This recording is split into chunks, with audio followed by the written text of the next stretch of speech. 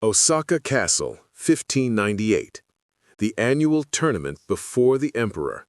Ryota, age 22, the pride of his dojo, undefeated in 17 consecutive duels, stepped into the arena before 3,000 spectators. His opponent? A nobody. A ronin from the mountains, with no formal training, no reputation, no credentials. The duel lasted 8 seconds. Ryota froze. His mind went blank, his body refused to move, and the ronin's wooden sword struck him across the face, once, twice, 3 times before he even raised his weapon. The crowd fell silent. Then came the laughter, then the whispers, then the shame that would follow him for 3 years. Miyamoto Musashi wrote, "You can only fight the way you practice." But here's what nobody tells you. You can also only live the way you practice. And when you stop practicing, when you lose your discipline, your purpose, your identity, you don't just fail at your craft, you fail at being yourself. This is the story of a warrior who lost everything, not to injury, not to superior opponents, but to something far more devastating. He lost himself. And the journey back from that darkness? That's the real warrior path nobody talks about. The question isn't whether you'll fall, it's whether you'll find your way back when you do. Chapter 1. The Awakening. The day everything broke. 3 days after the duel, Ryota sat alone in his family's estate, staring at the sword he could no longer bear to touch. 22 years of training, 17 consecutive victories, his master's praise, his father's pride, his village's hope, all destroyed in 8 seconds. The physical bruises on his face would heal in days. The wound to his spirit, that was something else entirely. He replayed the moment endlessly, the ronin approaching, the crowd watching, the signal to begin, and then nothing. Not fear exactly, not even conscious thought, just emptiness, a void where his training should have been, his body frozen, his mind blank, and in that emptiness he discovered something terrifying. He didn't know who he was anymore. For his entire life, Ryota had been the warrior, the disciplined one, the dedicated one, the one who would bring honor to his family name. Training at dawn, practicing forms until sunset, meditating through the night, never drinking, never indulging, never straying from the path. His identity was his discipline, his purpose was his practice, his self-worth was his skill. And in 8 seconds, all of it revealed itself as a lie, or worse, as something so fragile that one moment of pressure could shatter it completely. Week 1. The unraveling. He tried to return to training. His hands shook holding the sword. His master, Takeda Sensei, watched with concern. "Ryota, you're gripping too tightly." "I know, but..." He couldn't stop. Every movement felt wrong, mechanical, dead. "Perhaps you need rest." "I don't need rest, I need..." But he didn't know what he needed. How do you fix something when you don't know what's broken? His fellow students trained around him. Some showed pity, others whispered. The youngest students, the ones who had looked up to him just weeks ago, now avoided eye contact. After an hour, Takeda approached. "Go home, Ryota. Come back when you're ready." "I'm ready." "No, you're here, but you're not present." The words hit harder than any sword strike. That night, he didn't meditate. For the first time in 8 years, he skipped his evening practice. It felt like relief, like removing armor he'd been wearing too long. Month 2, the descent. He stopped going to the dojo entirely. At first, he told himself it was temporary, just a few days to clear his mind. But days became weeks. He began drinking. Not heavily at first, just enough to quiet the voice in his head that screamed failure, coward, fraud. His father confronted him. "You shame our family." "I already did that. What's a little more?" "You dishonor your training." "My training betrayed me." The The words erupted before Ryota could stop them. I trained my entire life, and when it mattered, I froze. My discipline meant nothing. My practice was worthless. I was living a lie. His father slapped him. Then rebuild. I can't. You mean you won't. I mean I don't know who I am anymore. The warrior I thought I was, he never existed. So who am I supposed to rebuild? His father left without an answer, because he didn't have an answer.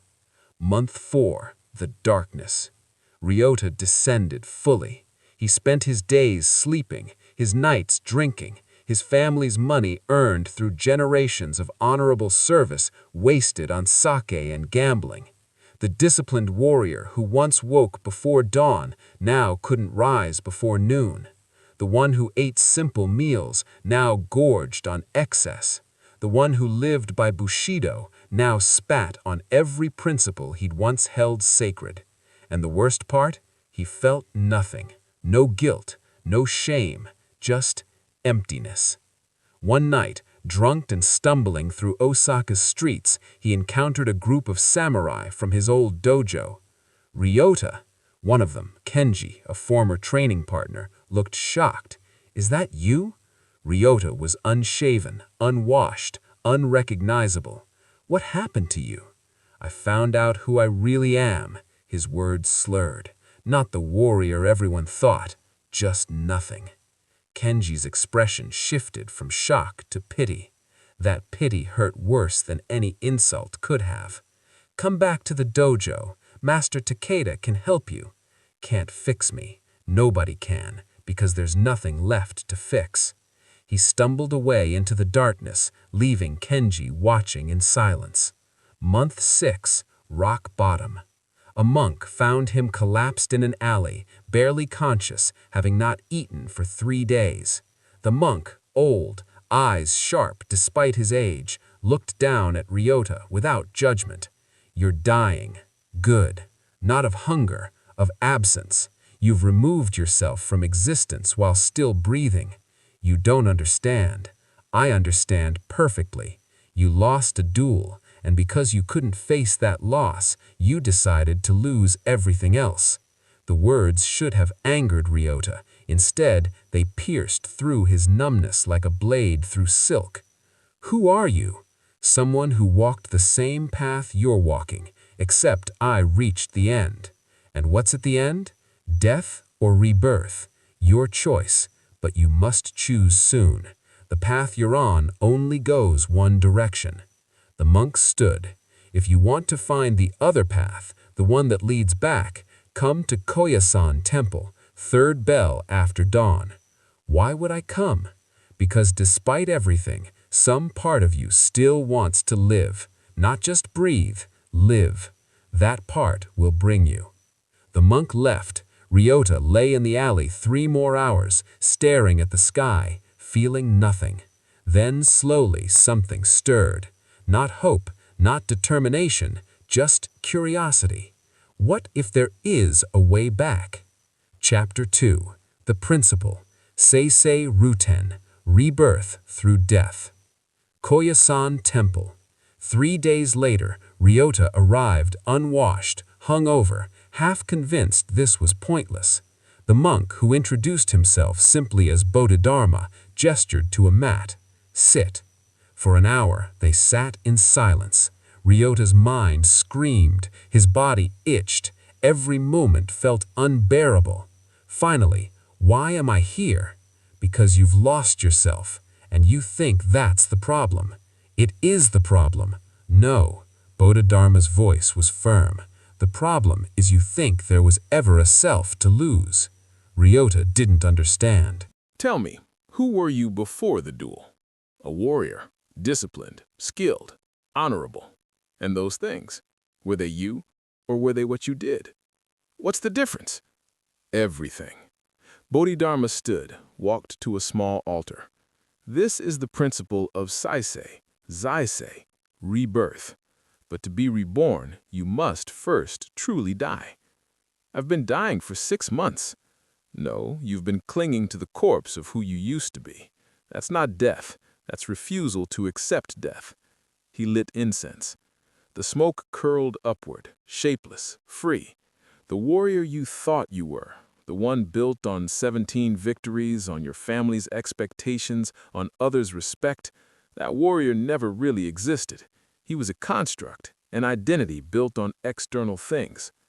Then what am I supposed to be? Nothing. Everything. You don't need to be anything. You need to do. I don't understand. You can only fight the way you practice. Musashi said this. But do you know what it really means? Ryota shook his head.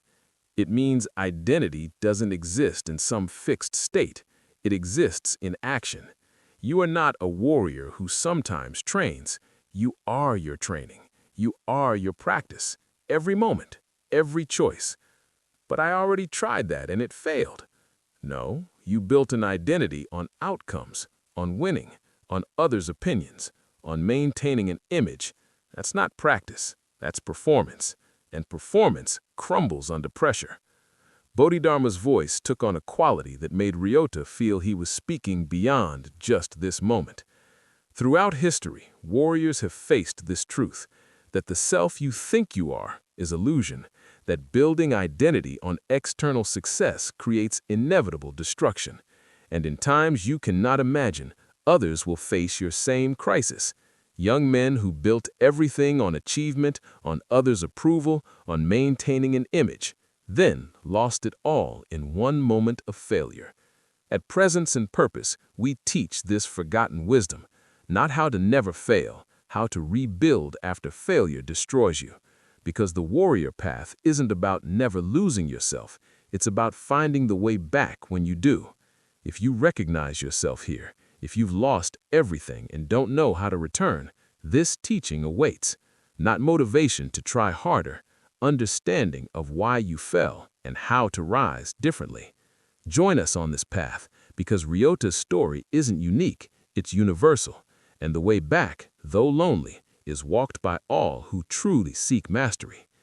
Ryota felt something shift, not understanding yet, but recognition. So how do I rebuild? You don't rebuild who you were, you build from nothing. Kansi, complete rebirth. That sounds impossible. Good, then you're beginning to understand. Tomorrow, we start.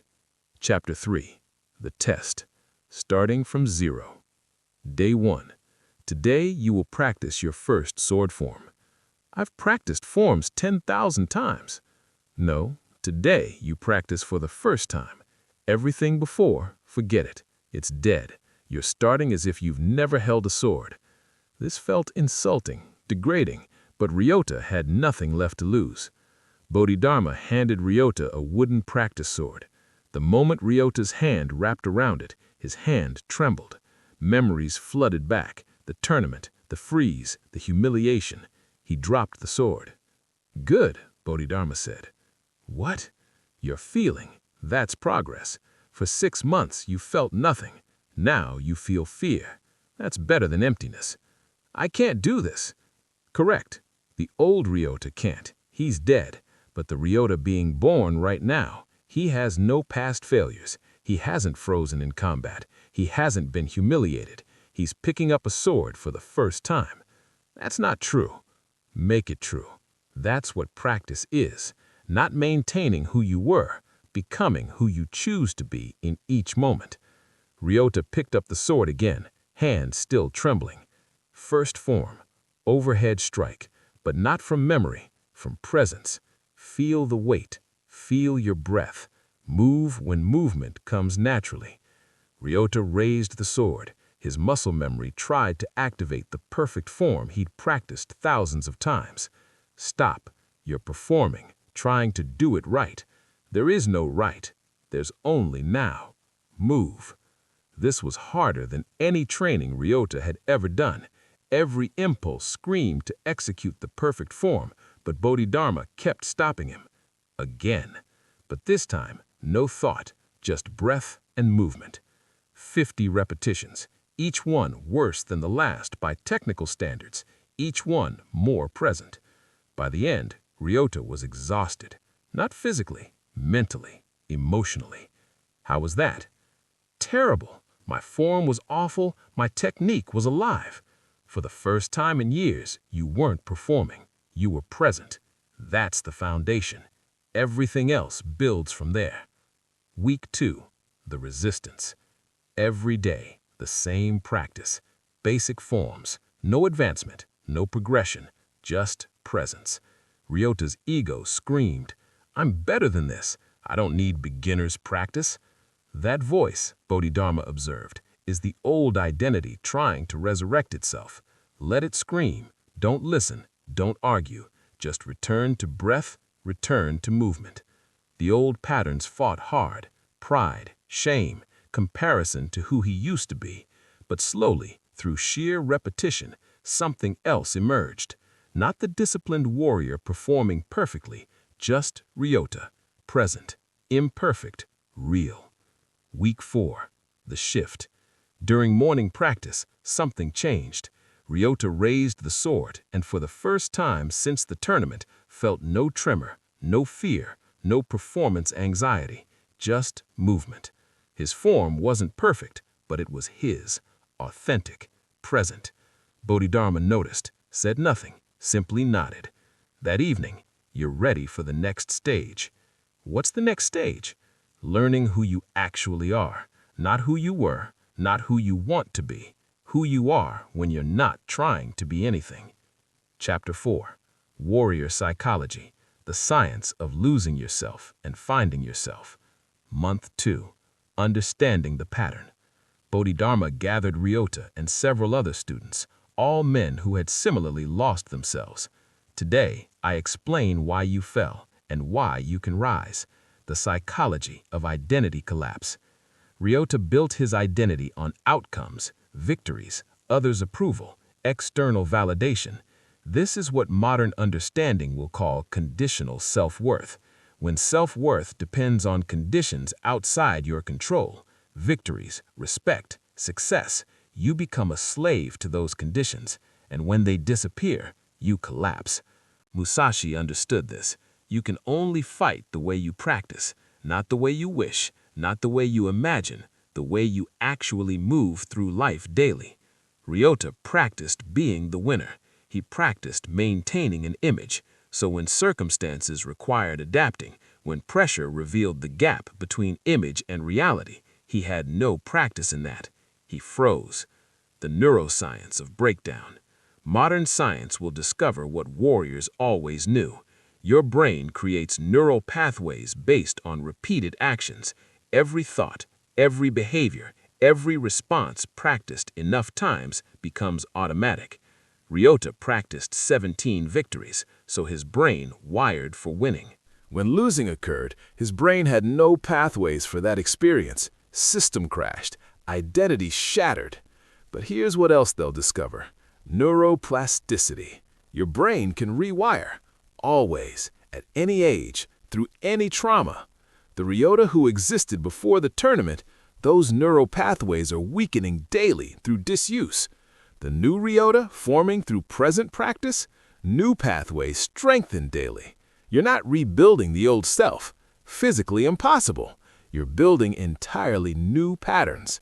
That's Saisei, biological rebirth. The Stoic understanding. The ancient Stoics philosophers from Rome taught similar truth. Marcus Aurelius wrote, "You have power over your mind, not outside events." Ryota gave his power to outside events. One duel's outcome determined his entire identity. That's not strength, that's slavery to circumstance. True warrior power comes from one thing, what you practice daily when nobody's watching. Not your victories, not your reputation, your actual daily practice. That's who you are. Musashi's complete teaching. Musashi's full wisdom. You can only fight the way you practice. But he also wrote, do not let your mind stop with the striking of your opponent's sword. Meaning, don't let one victory define you. Don't let one defeat destroy you. Flow like water through all circumstances. The warrior who needs to win is weak. The warrior who can lose and continue is unstoppable. Ryota absorbed this, finally understanding the depth of what he'd been learning. Chapter 5, The first transformation, the duel he couldn't lose. Month 4. A traveler arrived at the temple, a samurai seeking challenges. Bodhidharma approached Ryota. He's issued a challenge. I'm offering you the opportunity to accept. Every fiber of Ryota's being screamed no. Memories of the tournament flooded back. I can't. Correct, the old Ryota can't, but the Ryota who has practiced presence for 4 months, what does he choose? I'm not ready. Ready for what? To win? To impress? To prove something? Those are old patterns. I'm asking, are you present enough to step into the arena and simply be there? Outcome irrelevant. Can I be present, regardless of outcome? I'll do it. The duel, the temple courtyard, 20 monks watching. The challenger, a skilled ronin, older, experienced. Ryota stepped forward, bowed, drew his sword, and waited. The ronin attacked fast, aggressive, testing. Old Ryota would have frozen or rushed to prove himself. New Ryota simply responded, not from memory, not from fear, from presence. The duel lasted 3 minutes, no decisive victor. Both landed strikes, both showed skill. When they separated, breathing hard, Ryota realized something profound. He'd been present the entire time. He hadn't frozen, hadn't performed, just been. Win or lose became irrelevant. The victory was being fully there. The ronin bowed deeply. You're the most present opponent I've faced. Higher praise than any victory. Bodhidharma approached after. How do you feel? I don't know. Not proud, not ashamed, just here. Good. That's mastery. Not achieving something, being something. Now you're ready for the deeper work. But one moment of presence wasn't mastery. What came next would test whether Ryota had truly transformed or if he'd simply found another identity to perform. Chapter 6. Deep Training Arc. The Long Road Back. Month 6. The Daily Practice. Bodhidharma introduced advanced training, not in technique, in presence. The morning ritual. 4 a.m., wake without negotiation. Zazen meditation, 90 minutes. Sword forms, 2 hours. Temple duties, cleaning, cooking, study philosophy, strategy, physical conditioning, free practice, evening meditation, reflection, sleep. Every day, no exceptions, no negotiations, no motivation required, only commitment. This is how you rebuild identity, Bodhidharma taught. Not through dramatic change, through consistent present action. The shadow work. But discipline alone wasn't enough. You must face what you're hiding from, Bodhidharma said during evening teaching. I'm not hiding. You're hiding from shame from the tournament. You've trained presence, but you haven't faced the wound that caused your collapse. He made Ryota describe the tournament in detail. Every moment, every sensation, every emotion. At first, Ryota resisted. Then the words came, halting, painful, real. The freeze, the laughter, the disgrace, the shatter of his identity. Tears came, not of weakness, of release. Good. The wound isn't weakness. The refusal to acknowledge it creates weakness. Now it's out. Now it can heal. The meditation insight. During deep meditation, month 8, Ryota experienced something profound. His mind quieted completely. In that silence, awareness arose. This journey, this path from loss to rebuilding, warriors across all time walk this. The descent into darkness, the struggle back to light, the discovery that the self you lost was never real to begin with. At Presence and Purpose, we honor this truth, that losing yourself isn't the end. It's the beginning of finding who you actually are beneath the performance. This teaching continues for those who've fallen, who've failed, who've lost everything and don't know how to rebuild. Not with motivation, with method. Daily practice, present, action. If you're in that darkness now, if you've lost yourself and can't find the way back, join us. Every week, the practices that rebuilt Ryota rebuild anyone willing to commit, because the way back exists, but only for those who stop trying to return to who they were and instead build from presence who they are now. The thought passed, but its truth remained embedded. Year 2, the identity that can't break. By year 2, Ryota's transformation was complete, but different than expected. He wasn't the warrior he was before the tournament. He was more real, less polished, more present, less perfect. His technique improved, but that wasn't the point. His presence deepened. That was everything. Other students watched his practice, no longer impressed by perfection, but by authenticity. "How did you do it?" one asked. "How did you come back?" "I didn't come back. That person is dead. I built forward." Chapter 7. The Final Confrontation. Facing the Past. Year 3. Return to Osaka, Bodhidharma announced. "You're ready." "For what?" "To face what you fled. The tournament. The arena. The moment that broke you." Fear rose immediately. "I don't need to." "Yes, you do. Not to prove anything. To complete the circle. To face the place of your death and show yourself you've been reborn." Reluctantly, Ryota agreed. They traveled to Osaka, the castle where the annual tournament was held. Same arena, same crowd, 3 years later. But this time, Ryota wasn't competing, just watching, observing. Then, a voice from the crowd. "Ryota, is that you?" His former master, Takeda-sensei. The recognition was complex. Shock, concern, curiosity. "Master," Ryota bowed. "You disappeared. We thought many things. I lost myself, spent 3 years finding a way back. And did you? I found a way forward." "And did you?" "I found a way forward, not back." Takeda studied him. "You're different. I'm present. I wasn't before. Will you compete?"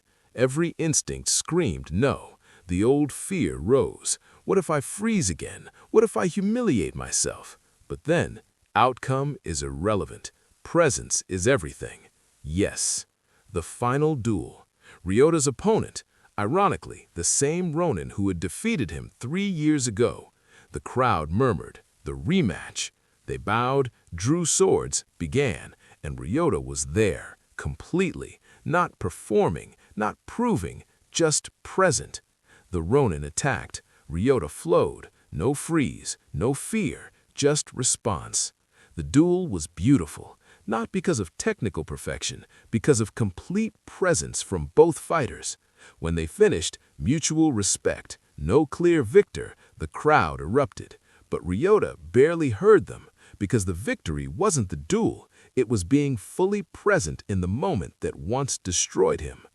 Afterward, the Ronin approached. 3 years ago you froze, today you flowed. What changed? I stopped being the warrior who never loses and became the warrior who shows up, win or lose, I'm here. That's mastery. Final reveal, the warrior truth. You can only fight the way you practice. Present day. Ryota, now 28, sat with Bodhidharma on the temple steps. I understand now what Musashi meant. Tell me. You can only fight the way you practice. Doesn't mean perfect your technique. It means how you live is how you perform under pressure. For 3 years, I practiced being the perfect warrior. So when perfection was required and I couldn't deliver, I shattered. Then I practiced presence, daily, imperfectly, authentically. So when pressure came again, I had practiced being present under pressure. No freeze, just flow. Exactly. Your daily practice is your identity, not your achievements, not your reputation, what you actually do, moment to moment, alone, when nobody's watching. The deepest truth. Most warriors fear losing a duel, Bodhidharma continued, but the real loss is losing yourself, and that doesn't happen in dramatic moments. It happens in small choices, daily.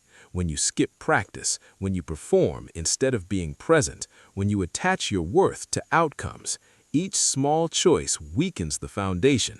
Then pressure comes, a duel, a crisis, a moment of truth, and the weak foundation collapses. The way back isn't dramatic either. It's small, consistent, present actions, daily, weekly, monthly, building new foundation from nothing. You lost yourself, Ryota, but that loss became your greatest teacher, because now you know. Defeated, disgraced, lost. Ryota recognized him immediately, saw himself 3 years ago. "Can you help me?" Hiro's voice was desperate. "I can teach you what I learned, but you must do the work." "I'll do anything." "Good, because the path back requires everything." Ryota led him to the practice grounds. "Today, your first lesson. You can only fight the way you practice." Musashi said this. "Do you understand it?" "I think so." "No, you don't. Not yet, but you will. Because I'll teach you what my teacher taught me, that this wisdom isn't about sword fighting, it's about life itself.